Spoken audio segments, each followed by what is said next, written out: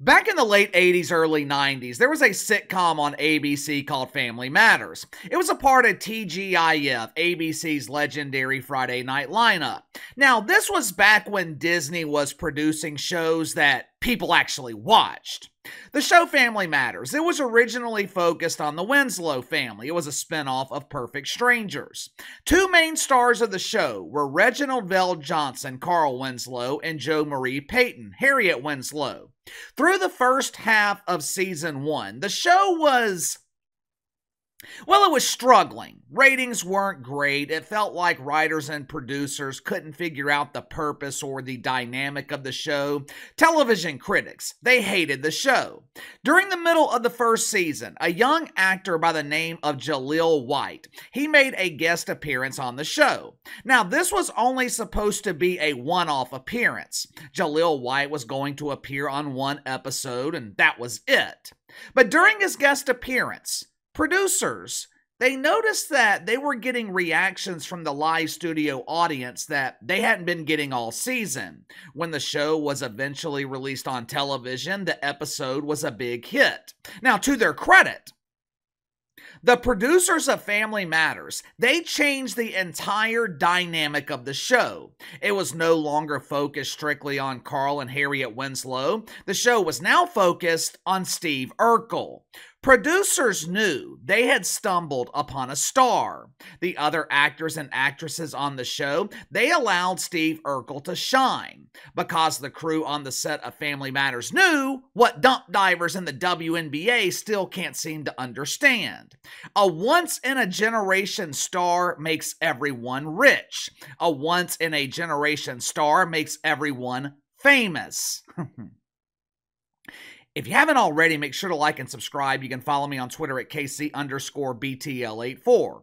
This afternoon, there was an impromptu butt bongo celebration throughout the mainstream media. There was so much excitement this afternoon. The attendees, they forgot to stock up on the Preparation H to soothe the badly damaged boodles that are sure to be hungover tomorrow. Headline at CNN, the WNBA just had its most watched game ever!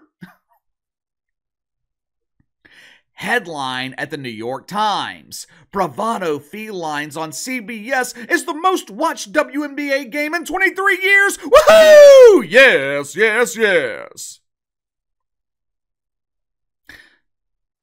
Obviously, these headlines are incredibly misleading. Once again, the mainstream media is trying to attribute this success to the WNBA, a polished turd with 3 decades of huge embarrassing failure.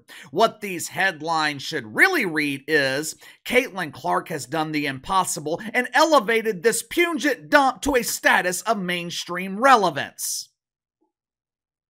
If Caitlin Clark had accepted Ice Cube's generous offer, which I believe was $5 million. In the WNBA, that amount of money, it's called hitting the lottery. You would have to combine the payroll of half the dumps in this league to reach $5 million. But if Caitlin Clark had accepted Ice Cube's generous offer, we would be seeing these same ratings in the Big Three.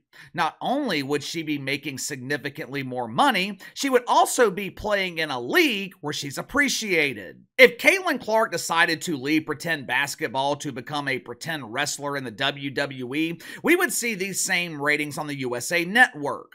This illusion of success in the WNBA, it has absolutely nothing to do with the WNBA. Millions of people are not tuning in to watch this painfully boring product. Millions of people are not tuning in to watch Angel Reese attempt a layup and have dumbasses on social media claim it's a dunk. And I'm not making that up. That has happened several times this season. If you don't believe me, just go check my Twitter timeline. People are tuning in to watch Caitlin Clark, and one of the main reasons they are tuning in, the rest of the league treats her like an absolute pariah. Sunday afternoon, Caitlin Clark drew 2.3 million viewers on CBS. It was the most watched game in the WNBA since 2001, when the LA Sparkles played the Houston Comet Cleaners. Well, KC, I didn't know there was a dump in Houston. Yeah, there's not anymore. Like many teams in the history of this league, the Comet Cleaners in Houston filed for bankruptcy after years of low attendance and irrelevance. The audience Caitlin Clark drew on Sunday afternoon, that was over 3 times the size of the audience that the WNBA drew in the same time slot last year. Now, that game last year, it featured the former face of the league, Bob Griner, and the Phoenix Masculines playing the New York Liberals. Well, KC, don't you mean the audience that Caitlin Clark and Angel Reese drew? Angel Reese helped too! No, I mean the audience Caitlin Clark drew. Without Katie Rue involved, no one is watching Angel Reese. Now, there was another nationally televised game on Sunday in the WNBA. The Dump gave ABC the barely noticed matchup between the Phoenix Masculines and some team called the Storm. I thought Storm was a character in X-Men, but I guess it's also a team in the WNBA. Well, KC, where are the Storm located? Hell if I know. If I had to guess, you could probably find them at the airport boarding coach seats on Spirit Airlines. But the game between the Masculines and the Storm, it drew an abysmal 757,000 viewers on ABC. Since 2002, Caitlin Clark has played in 5 of the most watched games in the WNBA. But for some reason, she continues to be ostracized. For some reason, the dump divers in this league, they refuse to step aside and let Caitlin Clark shine.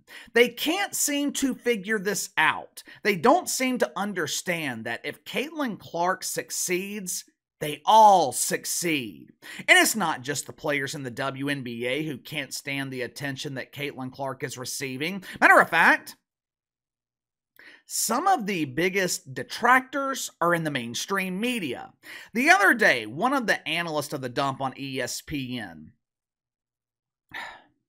I can't ever pronounce her name, Shanae Aguamike. Hell, it took me weeks to properly pronounce Chad Thundercock when he or she was modeling tuck-friendly bathing suits last summer for Target. But the other day, Shanae, she delivered a passionate lecture to fans of Caitlin Clark. Watch it for yourself. This is the moment that we've been waiting for in women's sports, but we cannot fumble it. Yes, people are captivated, and don't get me wrong, we want conversation, but we want it to be constructive, which is why I hope that everyone sees that the dialogue surrounding women's sports has to change. For so long, women's sports has only accounted for 4% of visibility, and that number, it's going up by the day. It's actually 15% as of last year. But imagine if we were able to make that increase in coverage truly count. Now, how do we do that? By not only creating spaces for the right voices, but by also being willing to listen to what those voices have to say. And I mean that from the broadcast all the way down to the comment section. I respect the eagerness, I respect the excitement, the passion for the moment that we're in right now. But I do think we need a moment of reset, a moment to catch our breath and listen, truly listen. First of all, what the hell was that music? What was she doing? Was she trying to create a teachable moment? I felt like I was watching a scene from Night Nurses from Jersey. The soft music starts playing. Nurse Nancy walks into the operating room in her skimpy outfit. Dr. Dong is there waiting, undressing Nurse Nancy with his eyes as they passionately approach each other. Pretend Dr. Jill Biden walks in the room, interrupting the scene so she can perform emergency surgery on the Care Bears. That clip I just showed you, that is how the mainstream media perceives you. They think we're stupid. How condescending can you be? Did you notice Shanae OG Mike said, "We need the right voices covering the WNBA"? For decades, you just needed voices covering the WNBA, but let me translate that for you.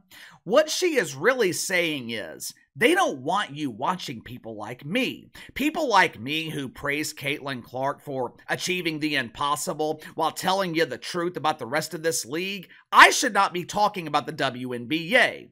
You see, according to Shanae, I'm not qualified to talk about the dump. You need to listen to the experts. You need to listen to the people with experience riding the back of the garbage truck. People who tell you the WNBA product is substandard, don't listen to us. No. They want you listening to the people that will lie to you. They want you listening to the people that claim the WNBA is the best basketball in the world.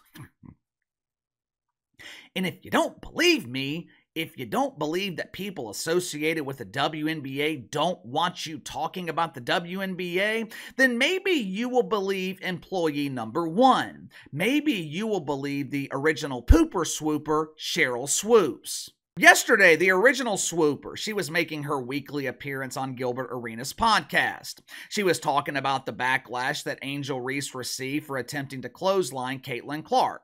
Now, like I told you guys yesterday, and I know some of you guys disagree with me on this, but I don't think that headshot was intentional. I don't think Angel Reese was trying to hit Caitlin Clark in the head. If you look at her eyes, she is looking directly at the ball. Now, you got to remember, they don't play with a regulation-sized basketball in the WNBA. This is a miniature ball. It's tiny. So when Angel Reese goes to block the shot, it's easy to miss the mini ball. But like most people associated with the WNBA, the swooper, she's angry, she's bitter. She doesn't like all the drama, she doesn't like all the storylines, she doesn't like all the praise of Caitlin Clark. She wants people focused on substandard basketball, and if you didn't play in the WNBA, you shouldn't be talking about it. Watch for yourself. The clip they want to post because they're going to get all these likes and reposts, but that's a basketball play. Mm-hmm. She hit her in the head, so of course it should be upgraded to a flagrant one. Refs looked at it, they upgraded it. Can we keep playing basketball?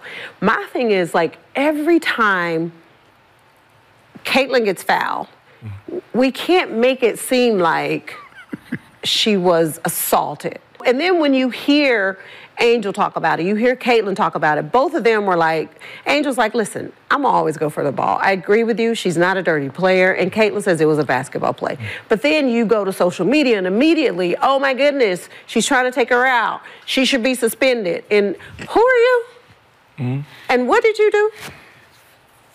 But that's the fan base. You can't pick and choose your fan base. For decades, this league has been begging for someone, anyone, to pay attention. And now that they have the attention, they don't like the attention they're receiving.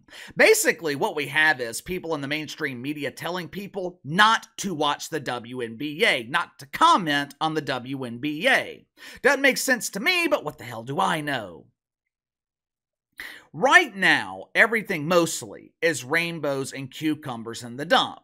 Now, sure, there is still plenty of jealousy and bitterness, but for the most part, the league is basking in the illusion of their success. But there's just one problem, one small problem. Reality is coming. These jealous players, the bitter women in the mainstream media, they are going to get exactly what they want.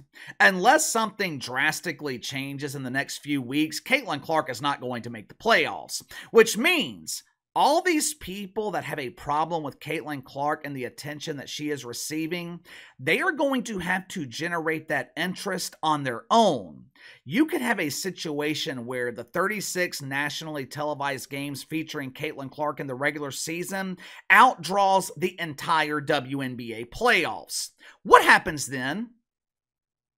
You think the jealousy subsides? You think the resentment magically goes away?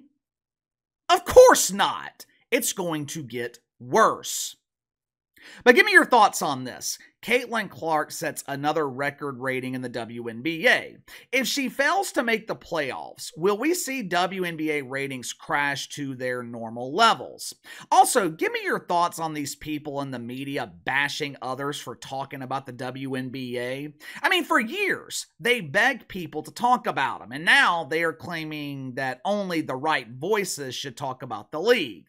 Sounds like entitlement to me. What about you? Let me know. Sound off in the comments below. Like, subscribe, share the video. Appreciate your support. Best way to contact me is by email at btlkc84@gmail.com, and I'll see you guys tomorrow.